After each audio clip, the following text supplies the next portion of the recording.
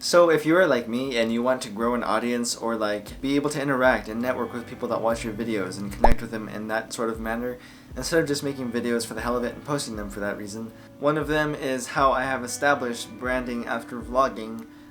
So I've done both of these different things, and let's get into it and talk about how I approach these two and how you can too. Also, if you are new here, my name is Henry Sierra and I'm building a brand called Adapting Creativity. This brand's meaning and the idea behind it is to change little things here and there within your creativity over a long period of time. That way you can sustain innovation. You can always be getting better, always be trying new things. You don't stay stale and upload the same thing for 3 years. So when I started this channel almost 2 years ago, it'll be 2 years in October, which is pretty damn exciting for me.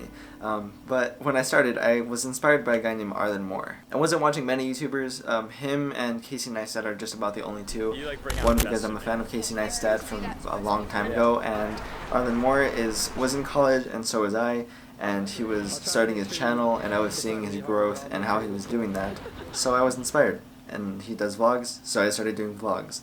Now, I know for sure that back then, and for many of us, we don't know what the hell we're doing. We just want to make videos because it's fun. We just don't really know what kind of message we want to send yet. So that was my problem, and that is why I did vlogs for like a good almost 100 videos, I think, or maybe a little bit more, until it started changing a little bit. But where are we going after Panda?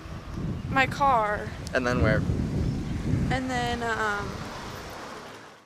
cringy things make my butt tingle.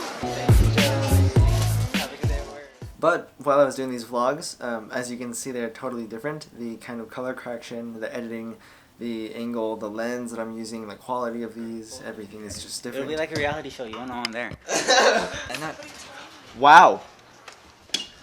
I'm kind of very, very happy about that. It's raining. We Okay. need to bake cookies. Mark is taking over the camera. Trying so hard. I was just trying to get better. I was trying to redevelop the skill that I had from when I was 14. That's when I first started editing and making videos on YouTube, but I haven't done it consistently throughout all these years. In total, maybe 6 years, but it's been 8, so that is the work that I've put in and what you guys are seeing here.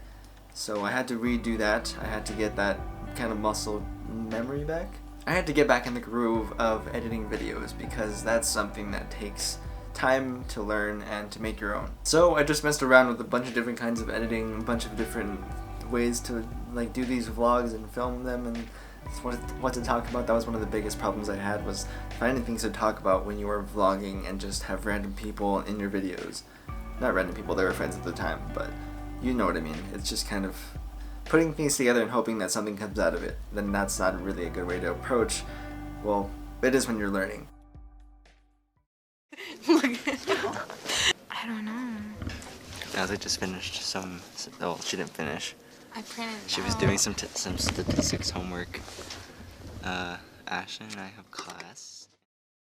So that's what happened. I learned a lot. I wasn't ever focused on the quality of these videos. I was more focused on getting them out and doing as many of them as possible. That's what I was trying to do. Just build and work and relearn and get that skill again. So that's the reason why I had made those videos, and that is what is depicted from them. As you can see, they are all totally random. They are just plain vlogs, and that is because, well, they're vlogs and they're not searchable like this kind of content that I'm making now is, or hopefully will be eventually, or more so.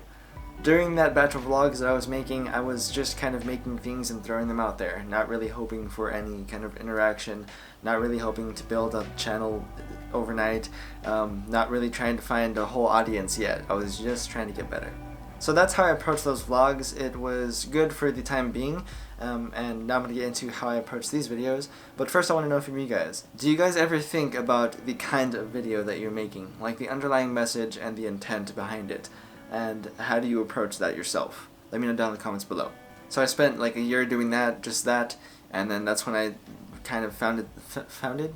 I really don't know how this brand came about, to be honest with you. It was just a random video that I made that had a glitch effect in it, and I liked where that was going, so I was like, there's something here, maybe. The name? Oh, well, that's why, because I was trying to get better and change things up.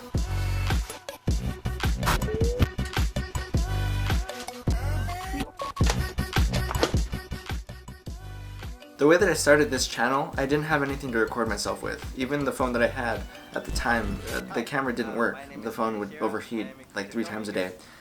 So I invested a few $100s, honestly, into a camera, and that is what I've been working with since and reinvesting into since. Once I made that video, I was like, this is going in a good direction because it's different, it's something new, I feel uncomfortable, and whenever I feel uncomfortable, I know that something positive might be happening, because that is just a place of growth, and I crave that all the time. That's just something that I've always been with. What? The feeling of being uncomfortable in situations is what I have always craved to do, and because I like the growth factor, and that is what these videos were originated from. And I was like, this will help me a shit ton, but it will also become something bigger than me, because I'm not the only one who wants to change and get better. But I am the someone who thought about this idea because I reverse engineered my situation and thought about it in that philosophical way, and approached a brand that I could grow off of and still have the ability to make videos that made sense 2 years later, and 3 years, and 5 years, and 7 years later. So I'm coming close to 2 years on this channel, 1 year with the brand. What does my 3rd year mean for me on this channel? My 3rd year, well, this year has been half of growing this brand and half of trying to grow this channel. So building videos and trying to reach an audience. That was like split into 2 of this year. I think my 3rd year is mostly going to be, well, continuing to build and trying to create diversity, maybe come out with some different episodes of something, maybe a series, because again, I want to try and grow my audience more. I want to interact with you guys more, talk to you guys, let me know your thoughts, just continue growing this community. That is what I want to do for my 3rd year. So yeah, I think it's going well so far. I am not prepared to even think about how this next year is going to pan out. I just kind of go as I'm working and thinking about things on the spot. But that is the beauty of this brand and movement, so I think it'll be okay.